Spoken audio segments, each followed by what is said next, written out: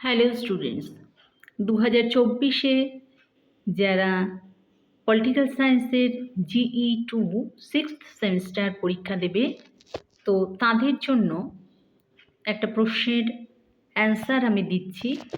তো বেশ খানিকটাই দিচ্ছি, তো সেটাকে তোমরা একটু তৈরি করো। আচ্ছা, তো প্রশ্নটা হলো, বিশ্বায়নের প্রতিকূল প্রভাব রাষ্ট্রীয় সার্বভৌমিকতার ধারণার উপর বিরূপ প্রতিক্রিয়া সৃষ্টি করে, তার সম্বন্ধে সপক্ষে যুক্তি দাও বা আলোচনা করো।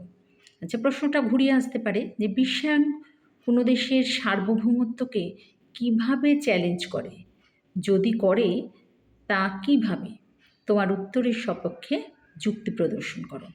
তো এক্ষেত্রে কিছুটা অ্যান্সার দিচ্ছি, তো তোমরা এটাকে একটু দেখো।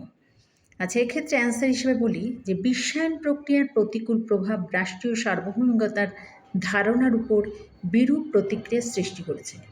বিষয়টি বিশ্বায়ন বনাম রাষ্ট্রীয় সার্বভৌমিকতার বিষয়ে পরিণত হয়েছে।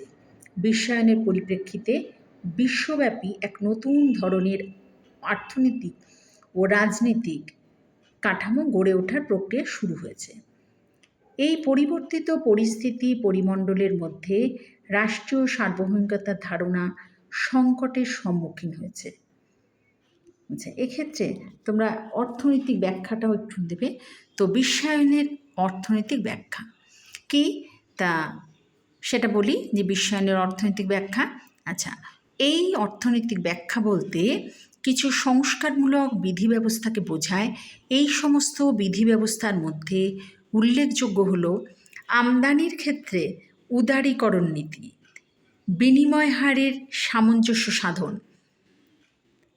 অর্থনৈতিক ক্ষেত্রে বহুজাতিক সংস্থাসমূহের প্রবেশপথকে উন্মুক্ত করা, বিদেশি সহযোগিতায় শিল্প গড়ে তোলা প্রভৃতি। এই অর্থনৈতিক বিচারে বিশ্বায়ন হল বিশ্ব অর্থনৈতিক ব্যবস্থার সঙ্গে কোনো দেশের অর্থনীতির সংযোগ সাধন করা। তাই বিশ্বায়নের ফলে সমগ্র বিশ্বই হলো একটি বাজার। দেশীয় বাজারগুলি এই বিশ্ব বাজারেরই অঙ্গীভূত। আচ্ছা, এক্ষেত্রে একটু আরেকটা পয়েন্ট হিসেবে দিই যে স্বাধীনতা সার্বভৌমত্ব বিপন্ন হয়।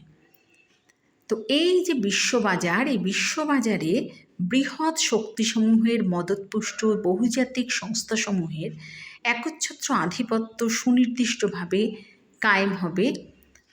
অনুন্নত ক্ষুদ্রাকৃতির এবং দরিদ্র দুর্বল দেশগুলির শিল্প বাণিজ্য বিশ্বের বাজারে বহুজাতিক সংস্থাসমূহের সঙ্গে অসম প্রতিযোগিতায় এঁটে উঠতে পারবে না, অচিরেই অন্তর্হিত হয়ে যাবে। বিশ্বব্যাপী বৃক্ষ অর্থনৈতিক শক্তিসমূহের কর্তৃত্ব ও প্রাধান্য প্রতিষ্ঠিত হবে। এই ধরনের নয়া ঔপনিবেশিকতাবাদী কার্যকলাপের পরিণামে জাতি রাষ্ট্রসমূহের অর্থনীতির স্বাধীনতা বিপন্ন হয়ে পড়বে। সমগ্র বিশ্বের শিল্প বাণিজ্য উৎপাদন ব্যবস্থা বিক্রয় বাজার গুটি কয়েক বৃহৎ অর্থনৈতিক শক্তির হাতের মুঠোয় এসে যাবে। জাতি রাষ্ট্রসমূহের শ্রম, মূলধন প্রভৃতি অর্থনৈতিক উপাদানসমূহের চলাচলে নিয়ন্ত্রিত ও পরিচালিত হবে।